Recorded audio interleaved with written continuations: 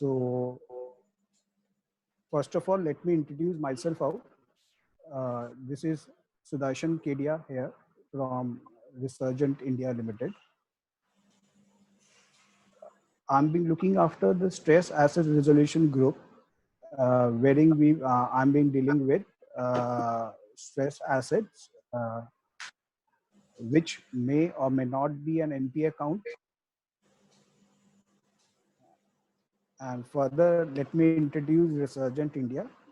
Resurgent India Limited, it's a SEBI registered category 1 merchant banking company, specializes in fundraising activities, TV study, valuation. When I'm talking about valuation, it comprises of tangible, intangible assets, as well as fixed assets and current assets. We are Resurgent India is into government advisory services as well as IBC also. So we have floated a separate IPE for that. When we talk about stress assets, it comprises of restructuring, OTS advisory, OTS funding, or any sort of funding due to cash flow mismatch. We do have pan-India presence, headquartered at Gurgaon, and we do have branches in Kolkata, Mumbai, Jaipur.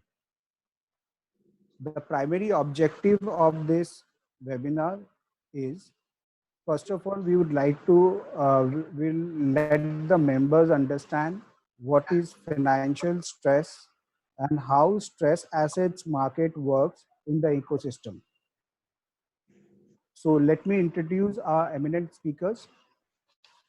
Mr. S. Shivakumar, who is a general manager, India Infrastructure Finance Company Limited, having an experience more than 30 years, and he has hands-on experience in terms of project appraisal, implementation, and monitoring of the projects.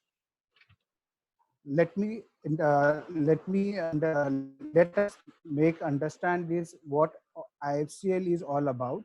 IFCL was set up in the year 2006 for providing long-term finance to viable infrastructure projects across sectors. When we talk about infrastructure projects, it means it comprises of roads, railways, airports, seaports, urban transport, power, waste management, gas pipelines, education, healthcare, and hospitality. Our next eminent speaker is Mr. Prateek Parikh, who is from Kotak Special Situation Fund. He is a part of an investment team and being duly and possesses the qualification as CA, CS, and MCOM. So he has a vast experience of more than 15 years of experience he possesses. Next, our eminent speaker, Subhashri Vijay Raghavan. She is a fund manager in SBI Fund, and she is also looking for. She also looks for funds, deputing of funds for special situation in special situations. She is an IIM Lucknow, and prior to SBI, she been working with Edelweiss Group. So now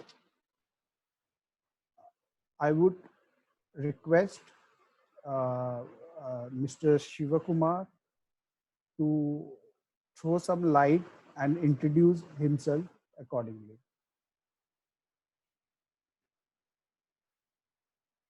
Sir, your speaker is not on, sir. Yeah. Hello, can you hear me, sir? Yeah, sir. Yeah, I'm Sivakumar from IFCL. I look after the NPA management team and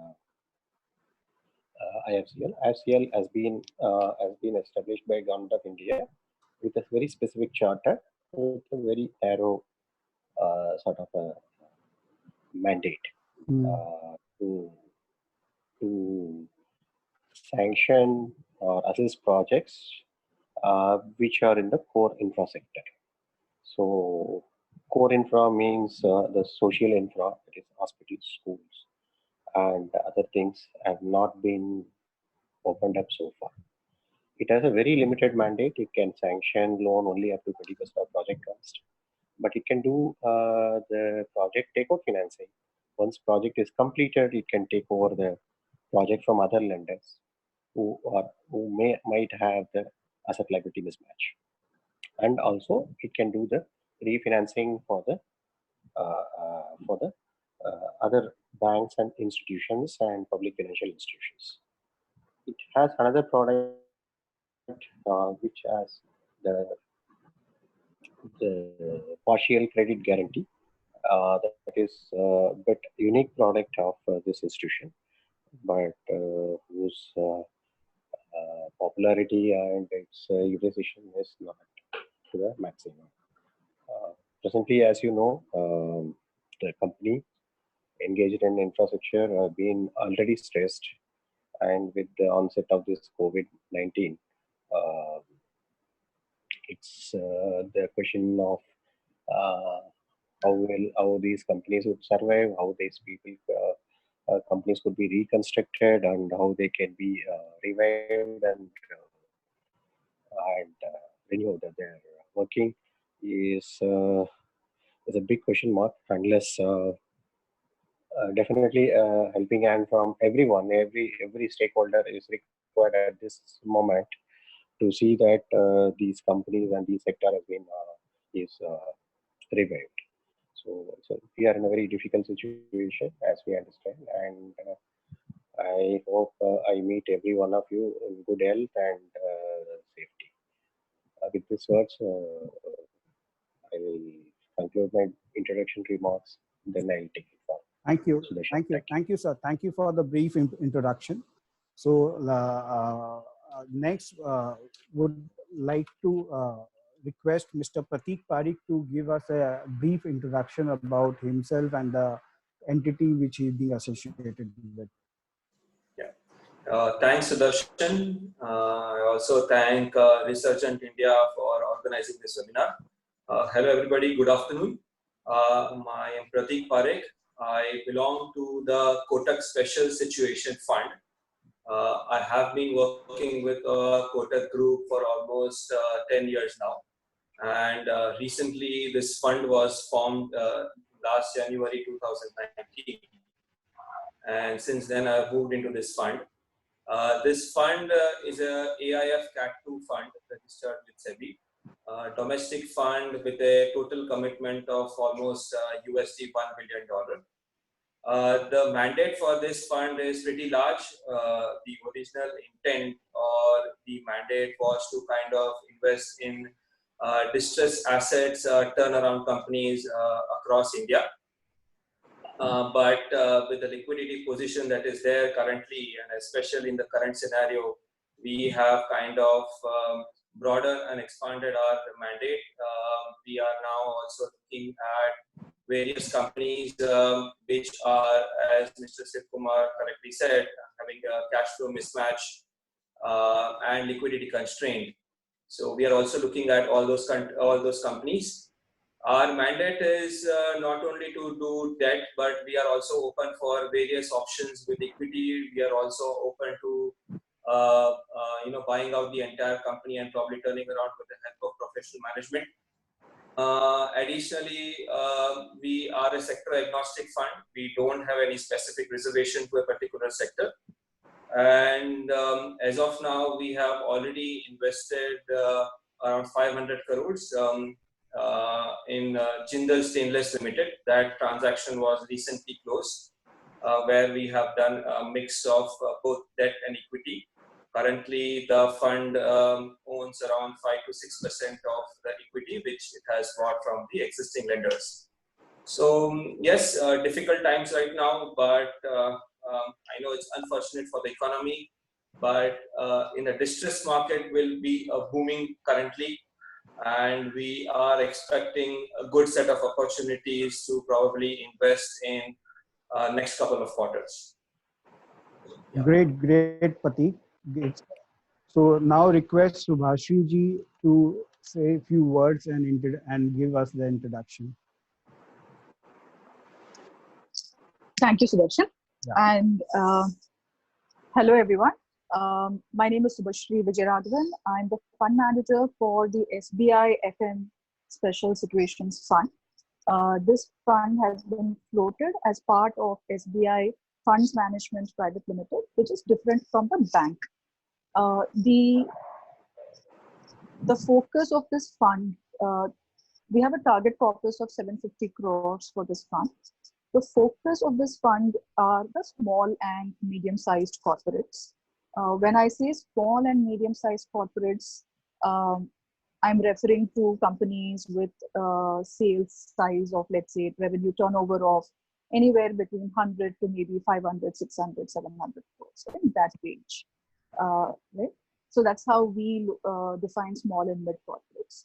The thesis for this fund has been, and I think with time has become more and more relevant in our mind, is that even prior to the unfortunate things that are happening now, small and mid corporates have faced a challenge in being able to raise capital ever since the NPA crisis has hit our economy. So this goes back to almost 2013, 2014.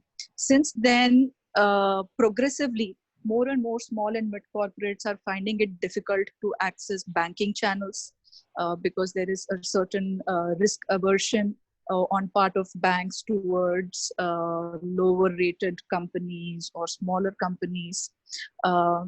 The support that NBFCs were able to give has also in recent times gone down for a variety of reasons, right? Which has left a lot of them in situations where these are good companies, good management, good business potential, but unable to find capital, unable to correct a mismatch, a temporary liquidity mismatch in their cash flows, which then can take them down a very different path.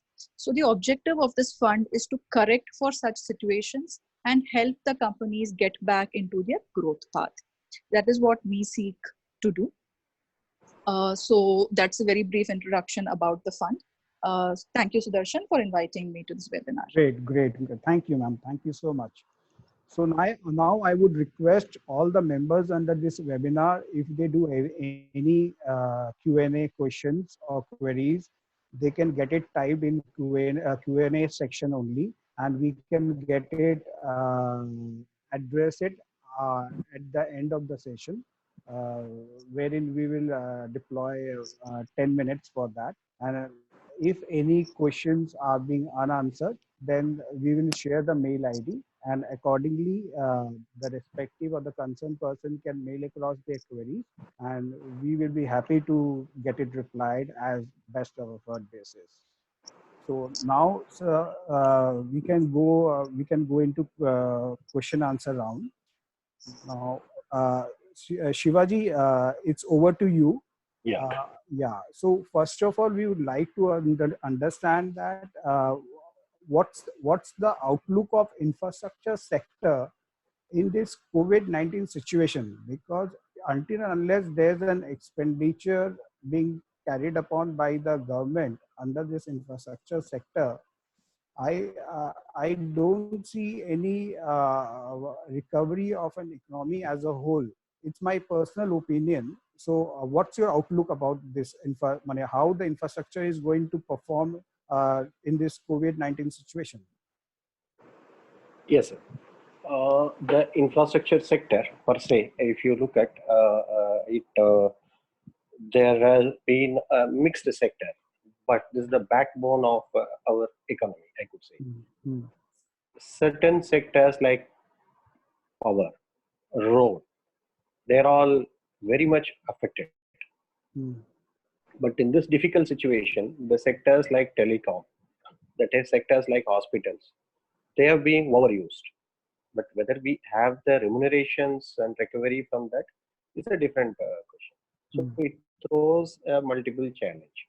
But as you said, the infrastructure sector per se has been undergoing a huge difficult period for last 3 years or 5, 6 years or maybe more than.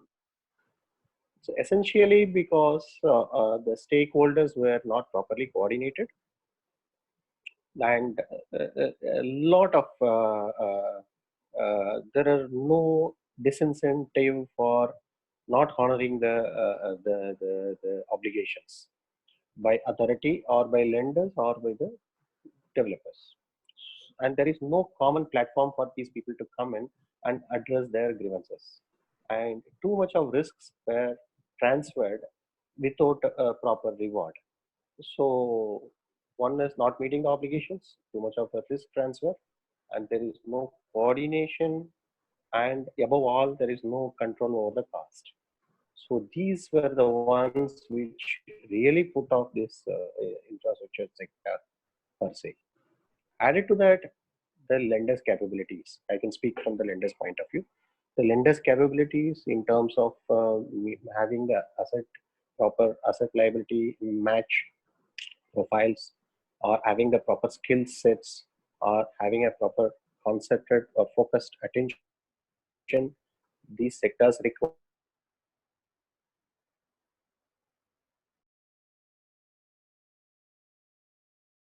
from the angle of the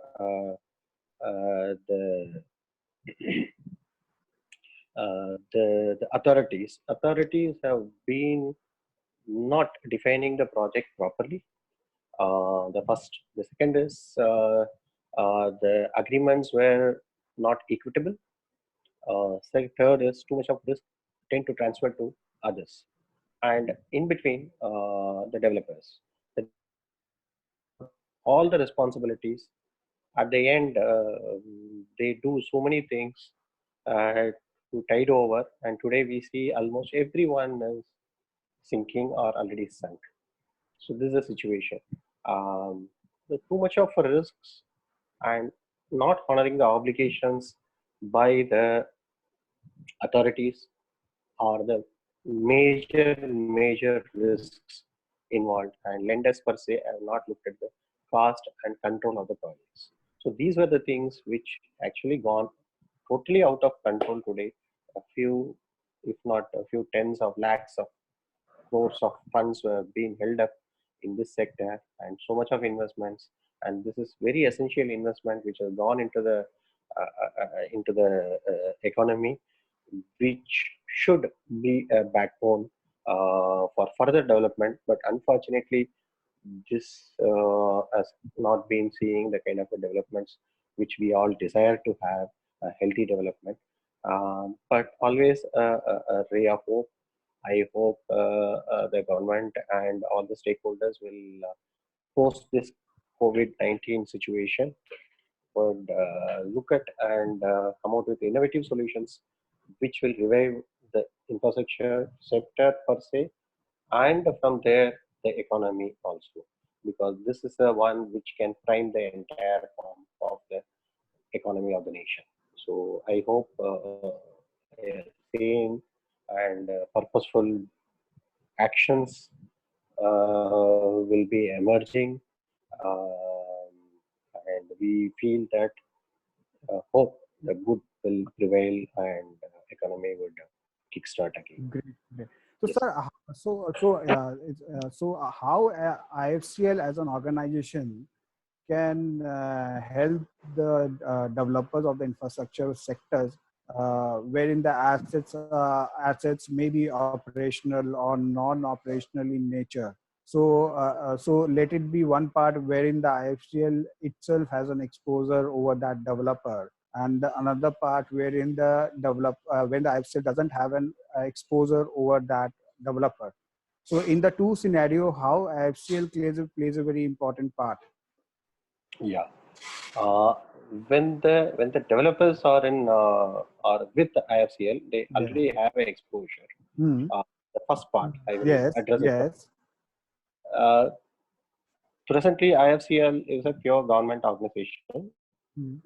and we have a lot of policy advocacy, and we do certain things which push the government to deliver certain things. Mhm. Okay, if authorities are not meeting their obligations, we step in and we try to use our good offices.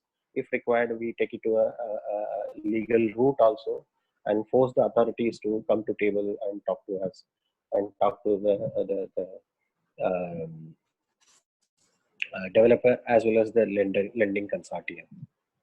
I can cite instances wherein IFCL, being a pure government organization, has gone against the authorities, which are again a pure government organizations, and saw that they are meeting their obligations. That is one part. Yeah. Second is we have the policy advocacy by which we try to push, which is good for the sector per se as a whole. Mm. Not specific to the individuals. So there are a lot of things which IFCL has pushed. The one other thing which IFCL spearheaded is the HAM projects in the road sector. It is, I can say that a lot of inputs from IFCL has gone in. And also IFCL also is looking at setting up few entities which would further enhance the or minimize the role of the intermediaries and improve the efficiency of financial systems. So that's another sector we are working on. Mhm. Third is that IFCL per se today has certain limitations in its role in terms of sanctioning the quantum of projects and project assistance, and in takeout financing, in sanctioning the refinancing to the other institutions and banks, so on and so forth. So those things also are being looked at very closely, and maybe the role of IFCL would also will change in order to have a wider reach and to have a larger purpose in the economy. So that is also would be yeah, next step which we look at. Mhm. As comes the second part where IFCL is presently not there in those relationships. Mhm. If the company is in a healthy condition, IFCL can take over the loan of this to the extent of 50% of loan outstanding or 30% of project cost, whichever is lower, and extend the repayment period so as to meet the concession period and the repayment period profiles were met. So this is the one what to say, like leeway has been given to IFCL, which other institutions and banks lacks when we do the takeout financing. But today, I doubt whether those such companies are, still exist. If they don't exist, I have my limitations. But those kind of things we can do the takeout, what we call takeout financing.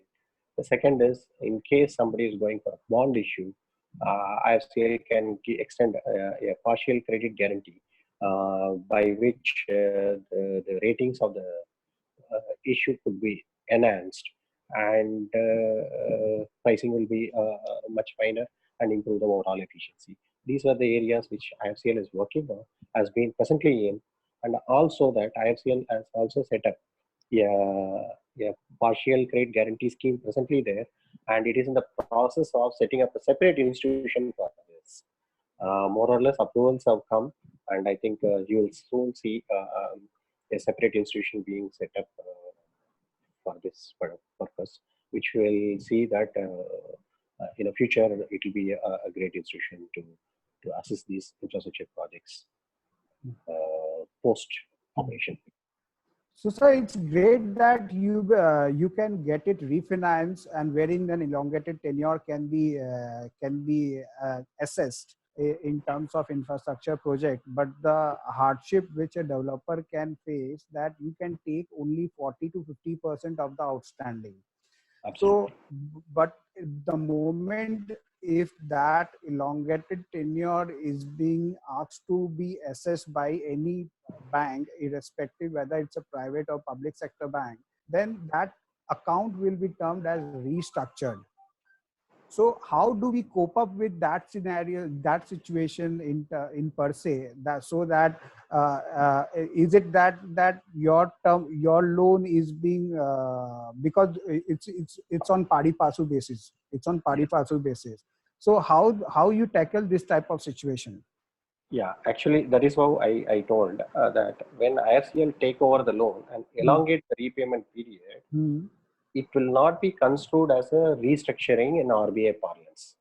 So RBI has given a forbearance, or rather the government has given a forbearance that if this kind of after taking over and elongating the repayment period, this will not be construed as a restructuring, and accordingly account will not be downgraded. This is the only forbearance. This is a forbearance privilege which is only rest with IFCL. So being a pure government organization, and with the aim for which it was set up is to mitigate the asset liability mismatch of banks and public other NBFCs or public financial institutions. So this forbearance has been given, and that is where IFCL operates. So it is not construed as a restructuring. Over to you, sir.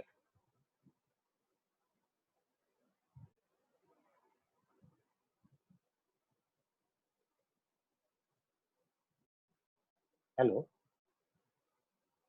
Can you hear me, sir? Hello. Yes, sir.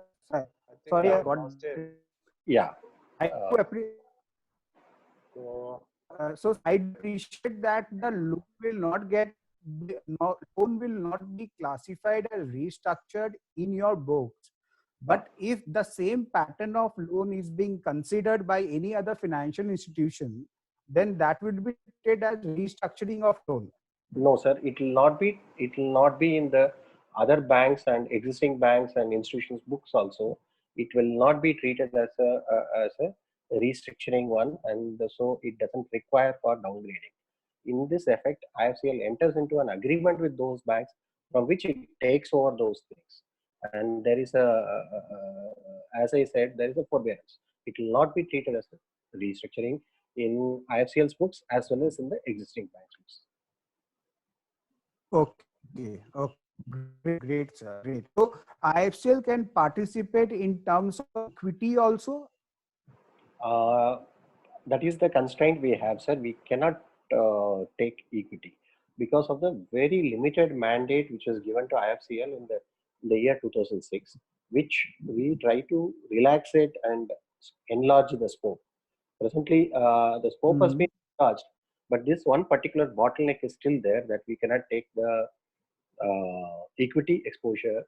Also, that we cannot go our exposure beyond 20% of project costs or 30% of project costs. This is the one particular bottlenecks are there, and presently government is looking at various options to widen the scope, and hopefully we will overcome these bottlenecks very shortly. I suppose this is being substituted by one of the product which being offered by IFCL is subordinate debt. Yes, sir.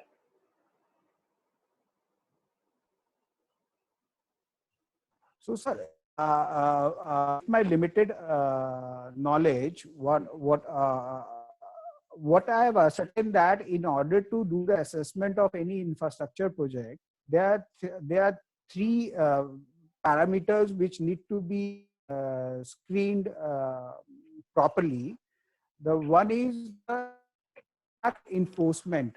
When we talk of contract enforcement, in case of power sector, where arrangement I'm speaking into, right price of infrastructure inputs. This also need to be certain, and the third point, appropriate user charges. So how you being one of the pioneer in infrastructure funding or assessment of infrastructure finance. So how you take care of these three situations, and moreover, whenever there is a black swan is being going on frequently.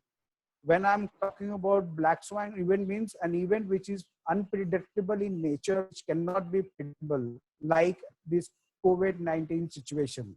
So how as a lender, you are safeguarding yourself from all these unpredictable events? Yes, sir.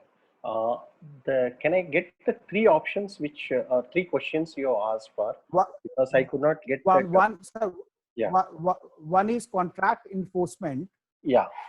contract enforcement, another is right price of infrastructure inputs, and the third one is appropriate user charges, means the revenue metrics which we ascertain. Yeah. Contract enforcement. If you look at the agreements, they have fairly sort of a protecting the interest of the lenders. If you take a road or port or airport projects where there is a definitive concessioning authority and a concessionaire and the lender, there are substitution rights, there are termination rights, so on and so forth are there. But the problem is these contracts to be enforced, none of the parties are interested, either the concessionaire or the authority. I don't know, whatever the strange reasons which prevails in this country, they don't want to enforce these contracts. And third, the lenders.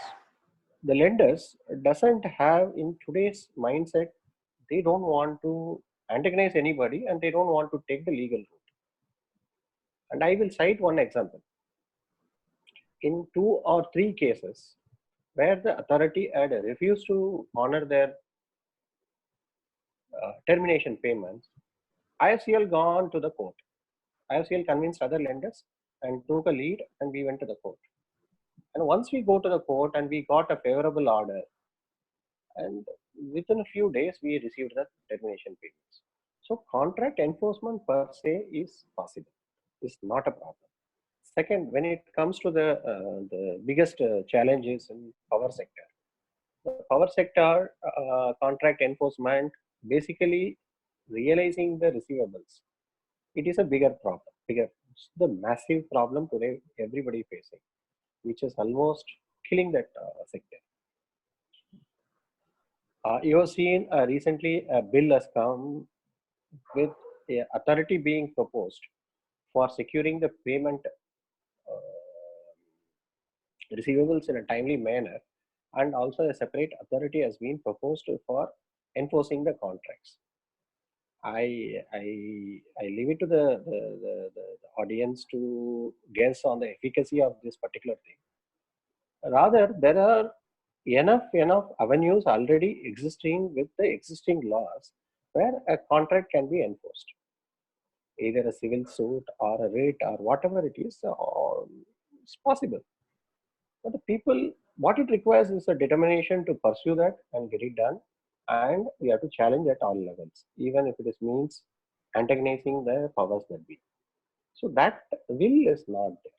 So and one more thing, what we are doing is that there is a set of documents or agreements between the concessionaire or the developers with the lenders, and there is another set of documents or agreements with developers with the authority.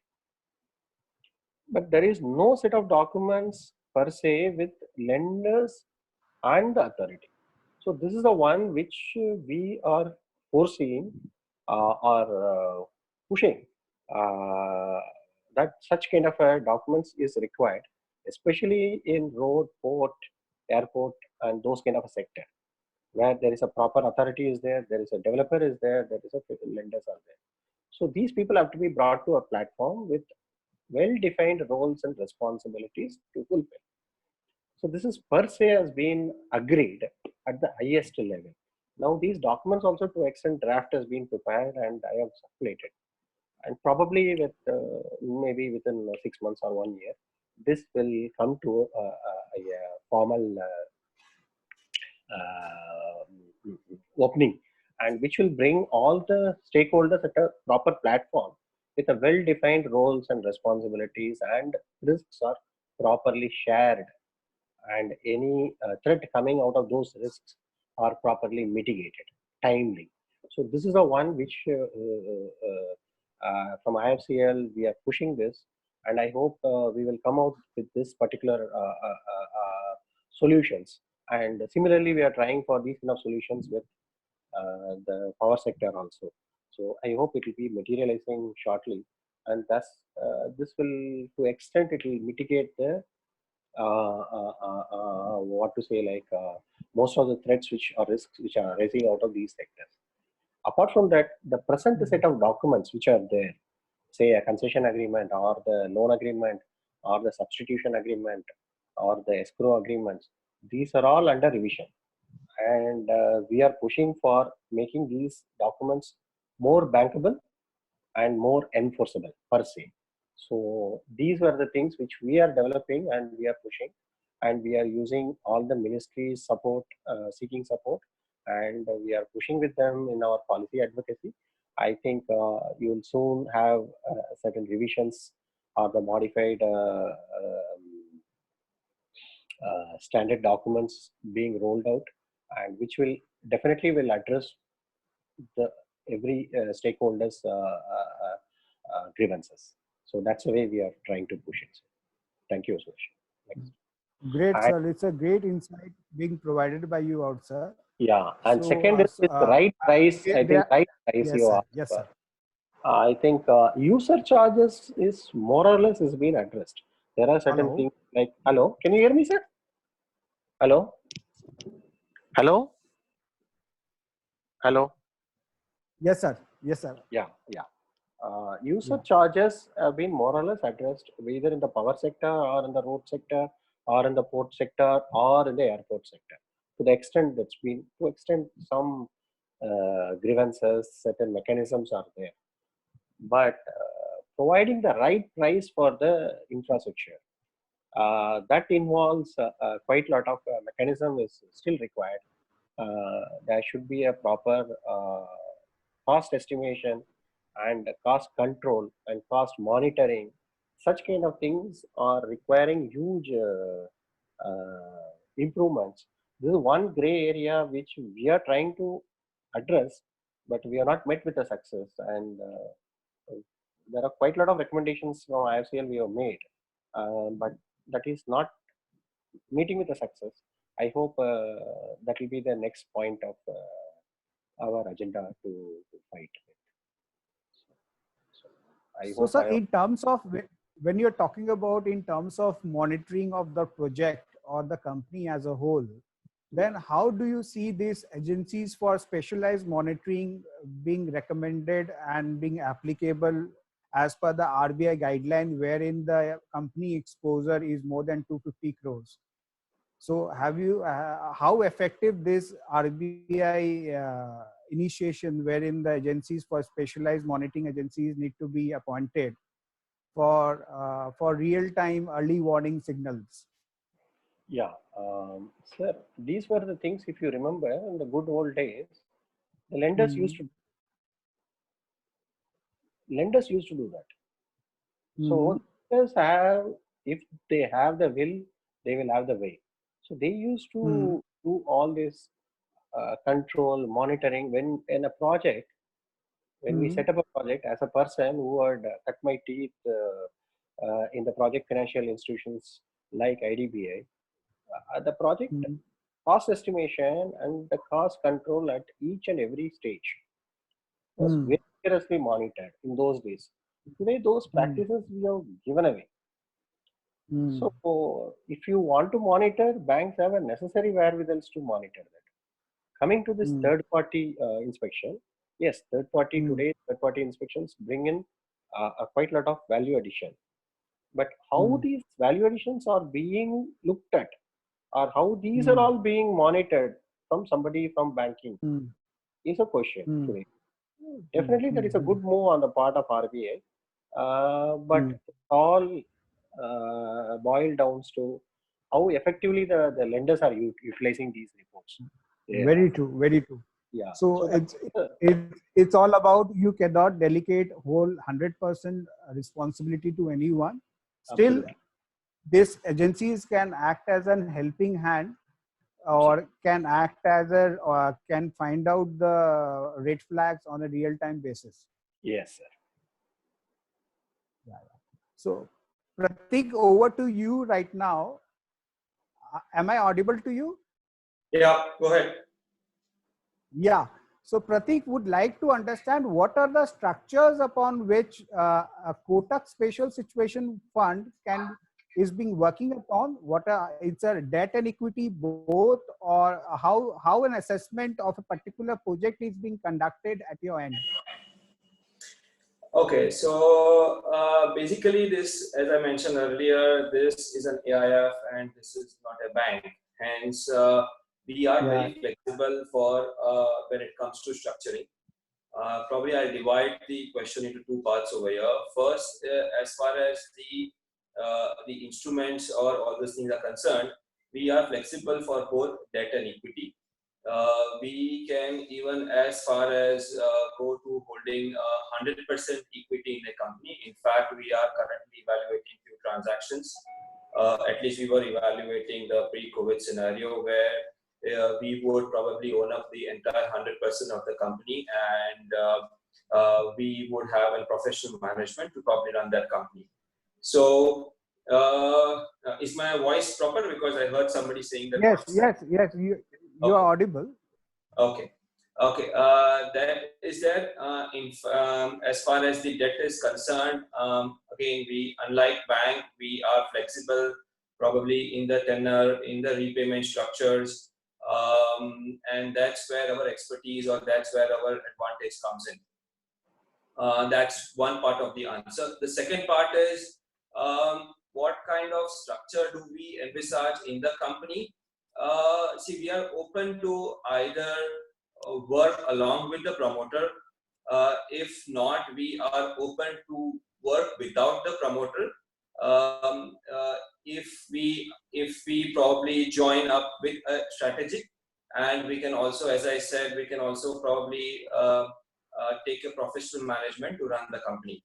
So we are flexible as far as it comes to structure, and we have been evaluating various structures for almost all the transactions that we have kind of looked in last 1 year. Great. So so what sort of companies you've been looking for to get it finance in terms of it's a prior to NCLT, the companies which are being involved prior to NCLT or CIP process, or it's being the companies which are into CIP process? Again, we are wide open for all kind of mandates over here. We are looking at companies which are currently in the NCLT, in the CIP process. We are also looking at all the companies which are probably stressed but outside NCLT. Having said that, our minimum exposure size is at least 250 crores because since our fund size is large, we don't want to probably go into each and every kind of investment. But frankly speaking, we have bid for 2 assets in IBC process in last 1 year. One, of course, is public, and the other one is under process. But we are typically not very fan of the whole process because the tenor and the time it takes and the bandwidth it currently takes. Because it generally, you start applying as a resolution applicant in those kind of companies, but it takes easily 1 to 1.5, 2 years to probably get into the company and conclude and execute the transaction. So happy to look at NCLT companies and IBC companies, but we would rather focus our bandwidth and our intent in those companies which are outside NCLT currently. Within outside NCLT also, we are not only considering those stress companies, but we are also looking at healthy companies who are probably having some kind of cash flow mismatch or who are in some kind of liquidity constraint. But they are healthy and good companies. So again, like I said, we are open for all kind of structures over here. So how is your thought process in regards to the companies which do have immediate cash flows, or there are some companies wherein the projects are under progress and where the immediate cash flow is not being visible enough? So do you have an appetite to take a call upon the companies wherein the immediate cash flows are not at all visible, but yes, to be very precise, cash flows are visible, but it's a matter of time? I think I would go with the second statement, what you said, that cash flows are visible, but it's only a matter of time, and not like a previous statement where the entire cash flow, everything is kind of, in future projections. I personally would believe that, there should be some kind of running cash flow. I understand if there is some kind of mismatch of asset and liability over there. But if it is not still available, we believe in the sector, we believe in the company, we believe in the corporate governance of the management or the strategic who is probably coming in. But having said that, it's only a matter of time, for that particular cash flow to probably come in. We can take calls on that, but if the project is stuck and there is a huge kind of liability and we are supposed to restructure it, and it's looking for at least a 5 to 10 year period where post construction or post completion of the project, the cash flows is going to come in, difficult, very difficult and challenging for us. And what's your appetite in terms of geographies, tier 2 or tier 3 cities? Yeah, we're open for all geography. I mean, in fact, when you're going above that particular investment bracket, you are definitely targeting the top set of companies. If you are targeting the top set of companies, their plans and their projects would definitely not be in the tier 1, tier 2. In fact, maybe in tier 4 or tier 5 kind of a city or a town. So I think geography is something that is not a constraint for us. So right now, after this statement, which is being delivered by you, a sudden hit of whether you do have an appetite in terms of a state like Jammu and Kashmir? Yeah, that would be an kind of, we have not evaluated any particular transaction for Jammu and Kashmir. Having said that, we have kind of evaluated certain transactions in Northeast also. But Jammu and Kashmir is kind of something that is very recent, and we have frankly not opened up our horizon to that state as of now. But Northeast is something that we have definitely Okay. And if we talk about, if I ask you what are the 3 sectors wherein you cannot fund, or whether your appetite is not that, or whether you are in the current scenario, it would be not appropriate to fund those 3 sectors right now, or your fund is not having a mandate to fund that sector. So can you guide me out? What are the 3 sectors wherein you will find a difficulty in funding, but it can be ruled out that you cannot get it funded, but it would be a tough call to get it funded?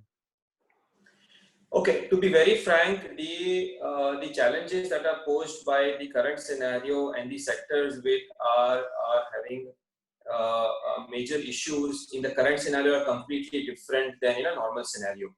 Okay, the challenges faced by certain sectors like hospitality, aviation. In a normal scenario, we would definitely probably look at those transactions. Even in this scenario, we would like to look at the transaction, but it's a different outlook for these sectors vis-a-vis 3 months back. Having said that, do we have a mandate to kind of not look at a particular sector, or do we have a mandate to look at specific sector? No. The answer is completely no.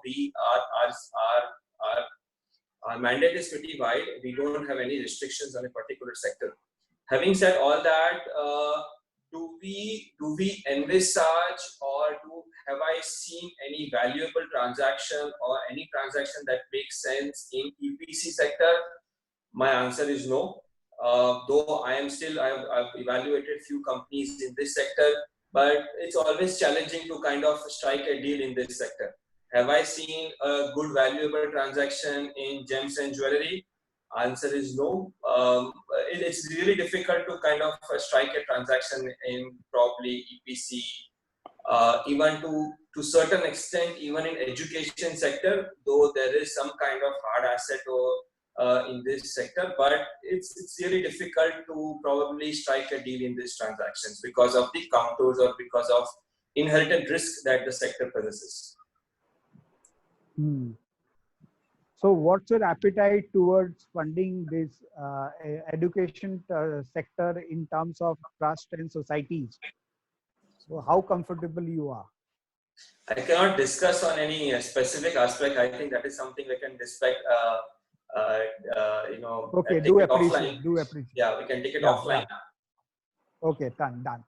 My next question is, what's the turnaround time if some proposals are being discussed on an average? What's the turnaround time which the borrower can expect out of it?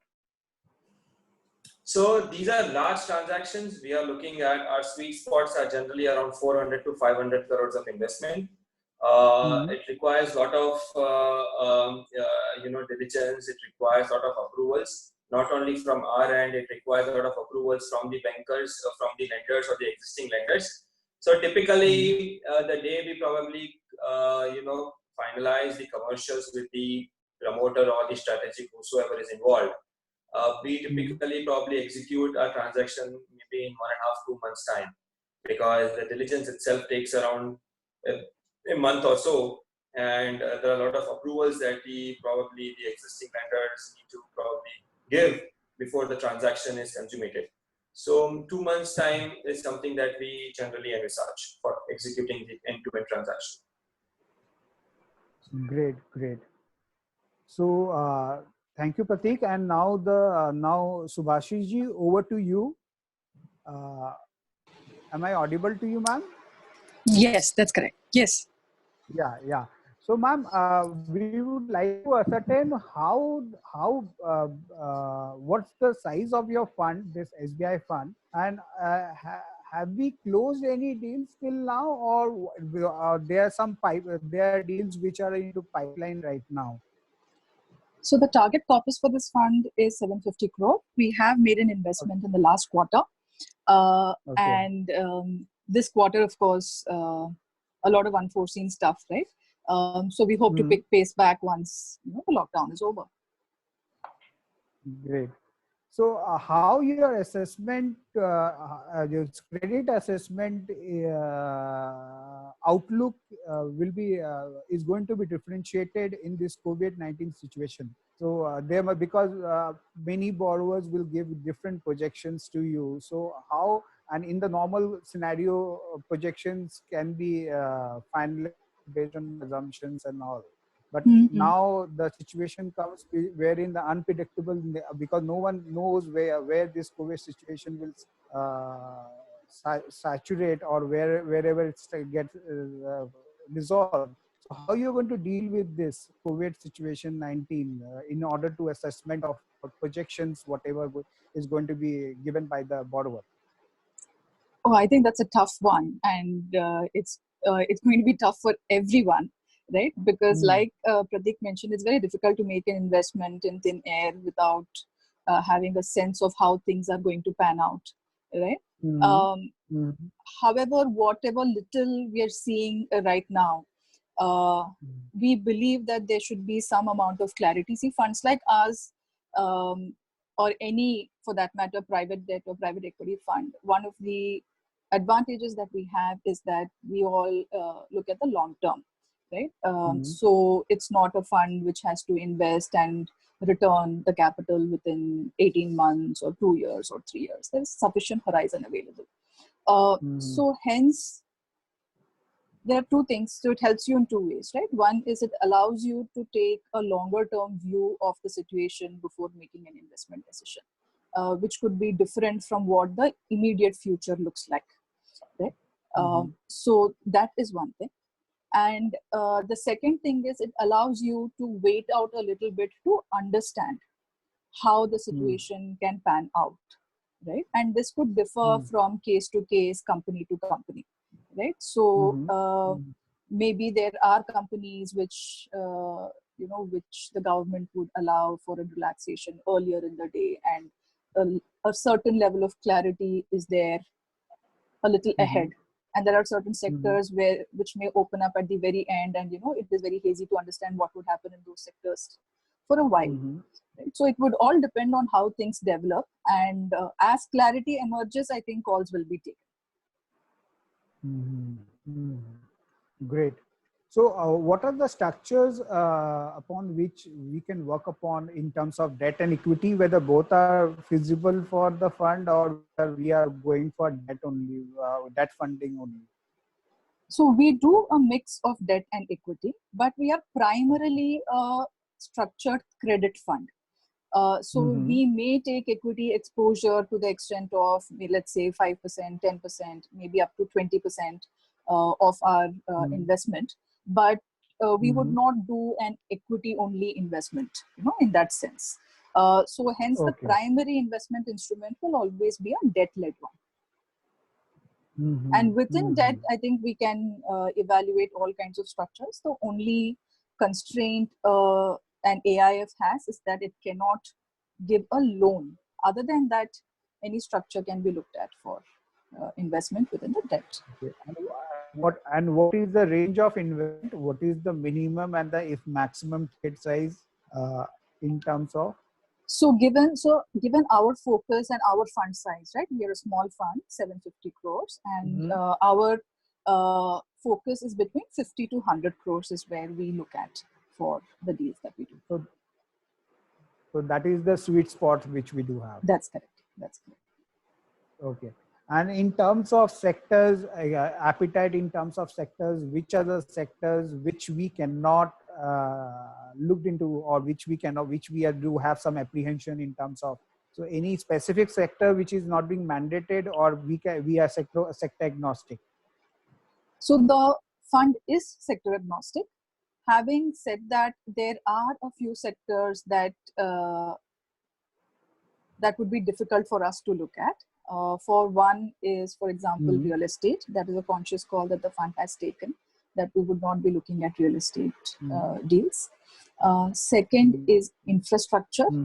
That is largely guided by the size of the fund. Given the size of the fund and size of the deal, there aren't a lot of infrastructure projects that may actually fit into it. Right? So hence we normally stay away from infrastructure. We also stay away from any sectors that we believe have not, are very, for example, let's say some of it, Pratik already mentioned, let's say gems and jewelry or EPC, etc. Right? But the point, Sudarshan, is that within each and everything, see, our evaluation is entirely company specific, right? That's true. So it is possible. So while these are broad strokes that I'm talking about, except for let's say real estate, which is a clear no, right? Yes. The rest of the stuff, it is possible that we may find one odd company in a sector that we would otherwise not, think to be a very attractive sector. So it is really, I think that's the reason we all call ourselves special situations funds, because any company in any sector, and you don't know what kind of sticky situation they may have landed in, and what is the kind of solution that you may be able to offer. So beyond a point, we are not very focused on sector. For us, it is the company that matters, and yes, sector has a certain weightage, of course. And in terms of geographies, ma'am, what is the appetite in a tier 2, tier 3 cities? See, we see a lot of manufacturing companies. So hence they naturally are from tier 2, tier 3 cities. We don't have any specific preference for any geography. Having said that, as part of our diligence and so on and so forth, depending on what opinion we get, we would take a call accordingly, right? So, for example, if there is collateral and, we need to have some comfort on enforcement, and if there is a certain geography where we don't get that sort of comfort, we would not proceed ahead with the deal, right? So, hence it is all again, specific to the transaction. Per se, there is no geography that the fund is not mandated to go to. So how is your appetite in terms of companies which are into CIP or which are not into CIP? So are you being yes, ma'am. So our clear preference is for companies which are not in CIRP. Okay.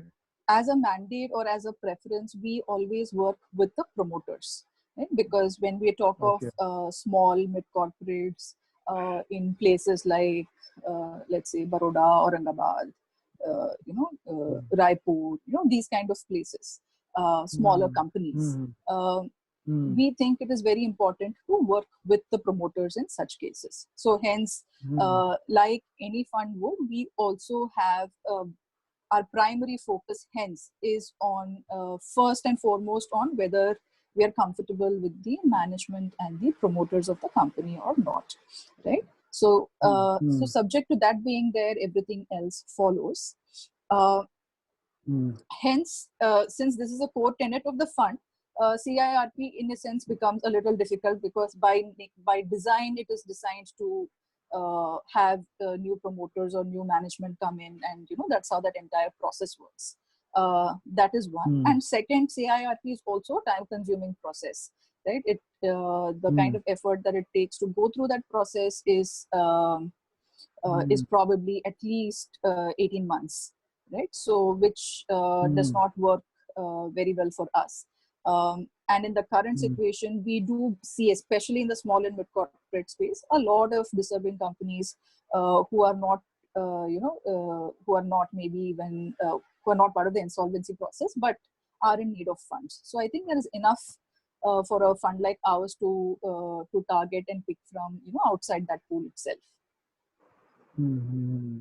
So what I've understood is that we, this SBI fund and a Kotak fund, these two funds can help borrowers in three ways. Correct me if I'm wrong. That one is a balance sheet funding can be looked into from a balance sheet perspective. Another is a substitution of existing lenders, takeover or refinancing is possible. And the third option which I can look, a borrower can look into is so first is your takeover or refinancing. Another second option is your this range of balance sheet funding, and the third point which I'm looking, it's an acquisition finance you can also fund. So if any person is willing to acquire any company, then on the basis of the cash flow and the security perspective, that can also be looked into. So these are the three ways a fund can assist the borrowers in terms of funding. Am I correct? Am I on the same page with you all? Prateek, you want to go first? Yeah, so I think broadly you have covered over here, but probably one thing to add over here is that, like I mentioned before, in addition to that, we can probably take over the entire company. Ideally, we would want to have we don't want to have any kind of hostile situation, but if the business kind of suits us and suits our criteria, we could. One point I would add in your list would be to probably take over the entire equity of the company also. Yeah. So for sorry, please, Sudarshan. Yeah. So Prateek, what I would like to understand, when you're talking about take over the equity of the company, it means you are acting as a shareholder in that company, or you want a pledge of shares of that company? You would act as an owner of the company, the shareholder of the company. Okay. Yes, ma'am, you can go ahead. Yeah, so that's right. So we do provide both secondary capital as well as primary capital. So it's a combination of the takeover, refinance, last mile capex, or working capital requirements, all of it. So the end use of funds is flexible as long as we and our investee company can agree on what that end use is going to be. So, ma'am, now we can take some question round.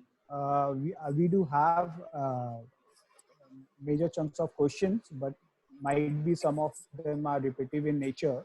So the first question which is being over here is, in case of OTS is sanctioned for a company having business ongoing concern, can funding be arranged for repayment of OTS and working capital? So here I would like to bifurcate this question into two ways. The concerned person is asking whether OTS funding is possible with an additional funding for working capital. So is that for me or? Pratik, either of you can answer. Pratik, you can answer this. Sure. I can take the question first. The answer is yes to both. We can look at both the OTS funding and any working capital, additional working capital that the company may require post the OTS or the restructuring. Of course, the working capital needs would have to be assessed based on the business or the sector that the company is. I think over to you, Sumansi. Yeah. So the answer is the same. Yeah, we can do both OTS funding as well as working capital related funding, subject to assessment and all of that. But yes, we can do both.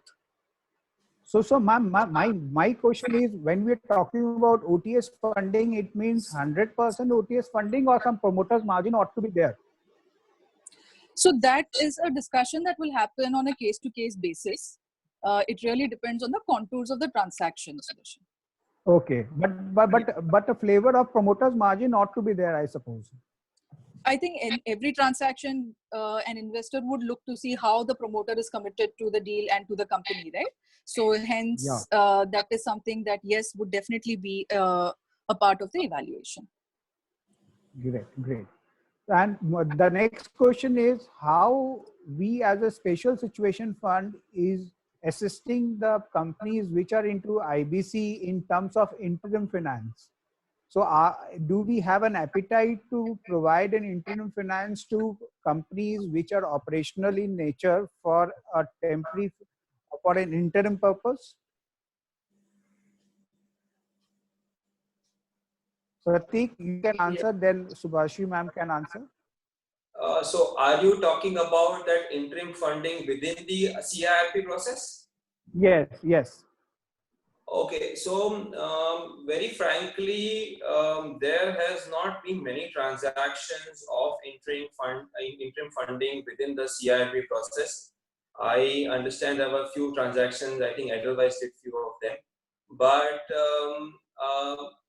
I don't understand why would we probably look at those transactions if we are probably looking. If we think that the company's credit is making sense or the quality of the company is good, we might as well probably partner with some strategic or independently apply as a resolution applicant for the company itself rather than providing the interim funding. If that is the case, there may be certain short-term requirement for that, but I think the guidelines are a little complex over there. There are certain caps for the interest, and also, of course, the amount falls within the CIRP cost, within the CIRP cost only. But we would ideally kind of avoid that. Okay, great. Subhashi ma'am, your views? So for us, that is a very opportunistic kind of opportunities to look at, because our base case thesis is to be able to help small and mid corporates come out of whatever constraints they are facing currently, right? So so compared to that, doing an interim finance in a company which is already under CIRP is a very opportunistic kind of thing to do. We have not evaluated a lot of opportunities there. The other thing about it is that our investment tenure is typically a little longer than that. I think the interim finance is typically an 18-month kind of thing. And our evaluation process is a 2 to 3 month kind of thing. So between all of this, there are very few deals that really actually happens there. Great.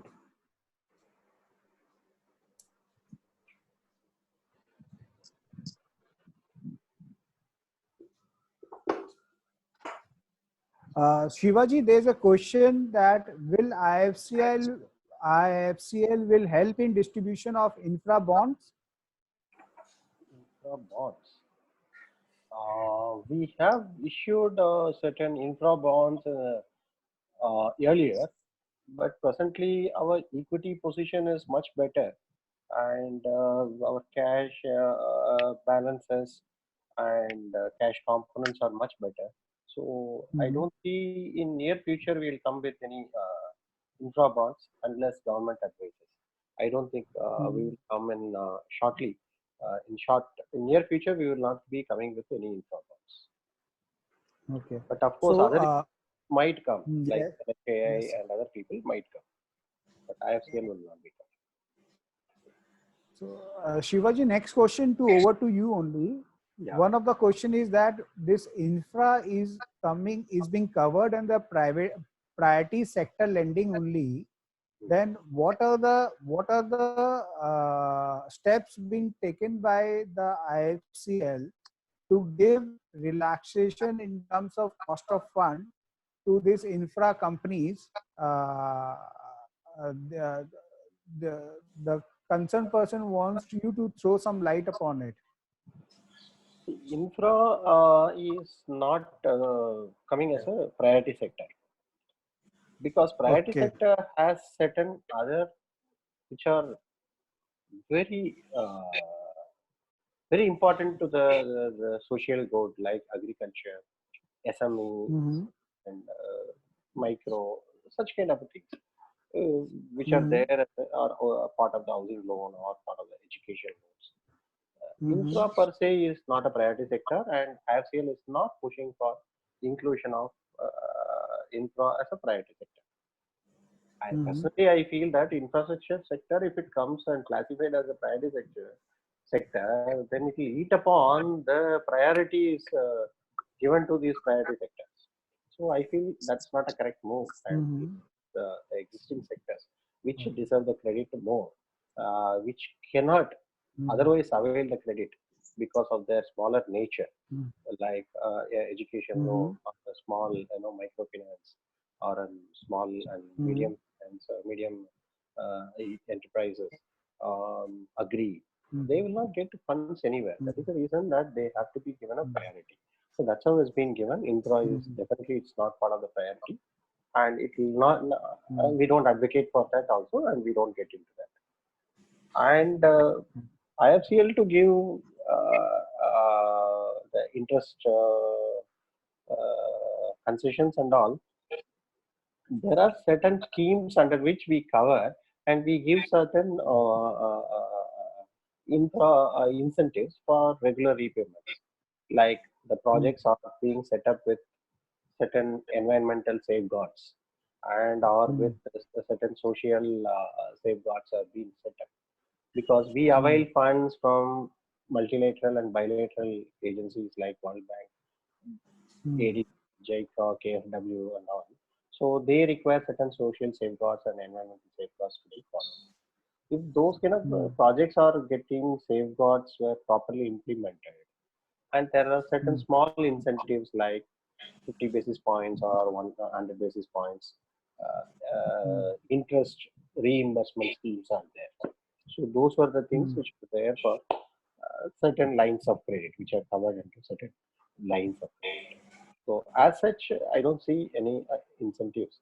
But nevertheless, if you look at the cost of funds of IFCL and its lending rates are more or less in line with the banks. One thing is that we can give for a longer tenure, say 20 years, 25 years, so we can go for. Because basically, our lines of credit is for 15 years, 20 years, 25 years, 30 years and all.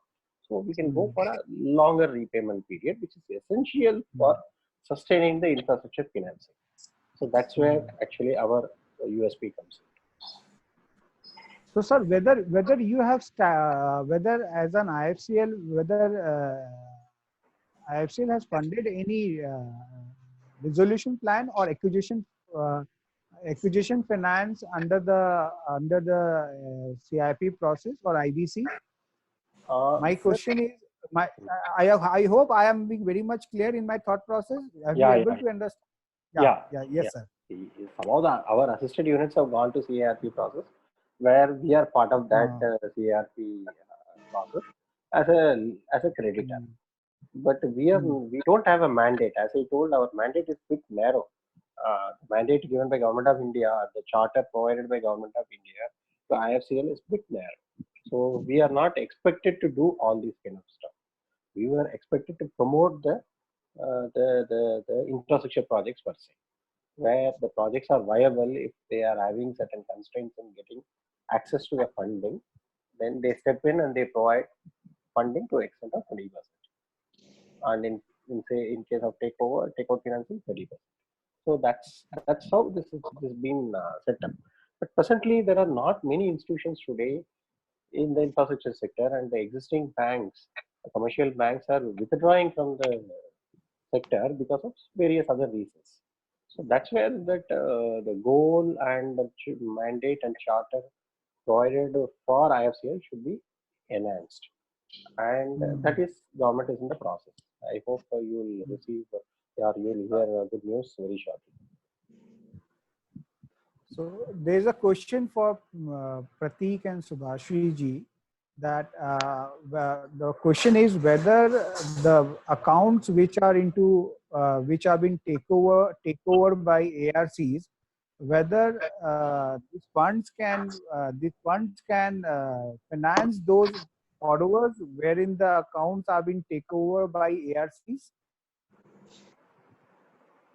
If the account are being taken over by ARCs from bank financial institutions, then taken into consideration the security coverage and the cash flow visibility, whether funds can come forward and take over that accounts if the promoters are going to approach these funds for that. So you are talking about regulatorily or commercially? Not it's a commercial, regulatory or technically and commercially, both point of view. So technically, if any exposure is already held by ARCs, I think the fund can already can take over that exposure. Commercially, it's a commercial call. I mean, it's very subjective based on transaction to transaction, whether that would make sense or not. I think Subhashri, is the view correct? That's correct. That's absolutely right. And more so in terms of AR, many people are asking what would be the AR. That is on case to case basis, I suppose. That we cannot take it over under this forum, but that is on case to case basis as per the security and the cash flow visibility and as per the sector also. Correct. Correct. Yeah.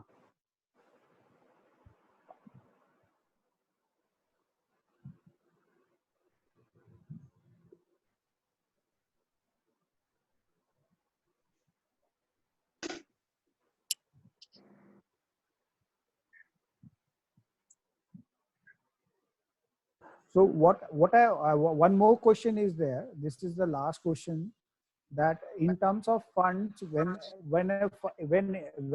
Kotak fund or SBI fund is going to finance any borrower, whether that financing would be on can be on a rotating basis, or it would be crystallized and a drop line credit will be, or in the form of a term loan only.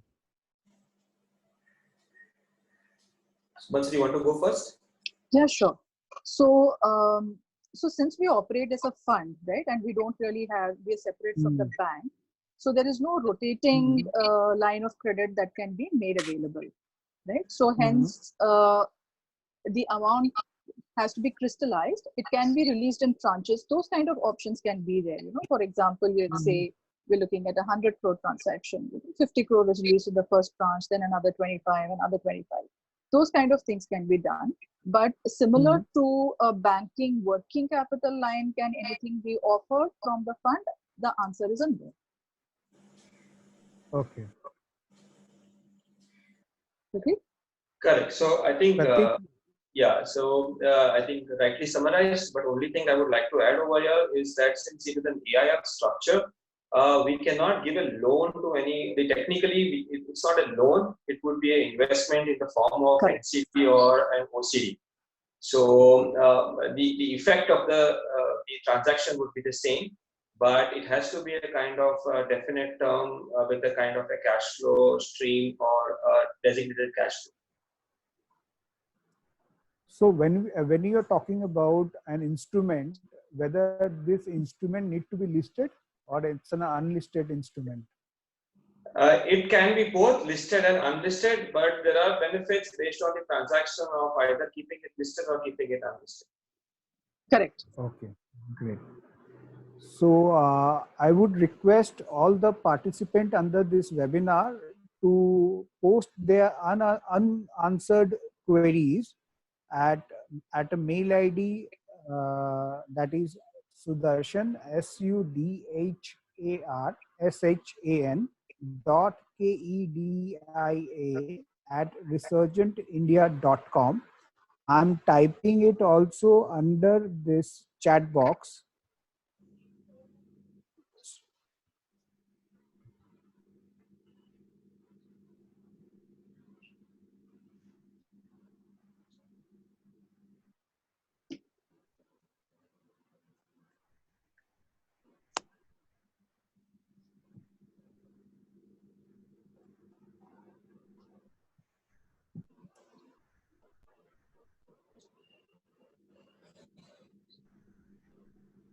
So now we need to conclude this, and we with folded hands heartily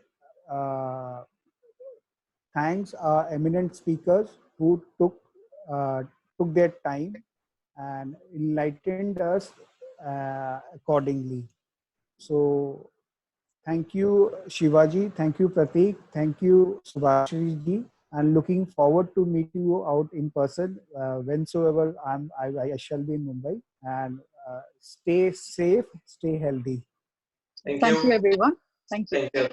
Thank you. Thanks, Sudarshan. Thank you. Thank you. Thank you, everyone.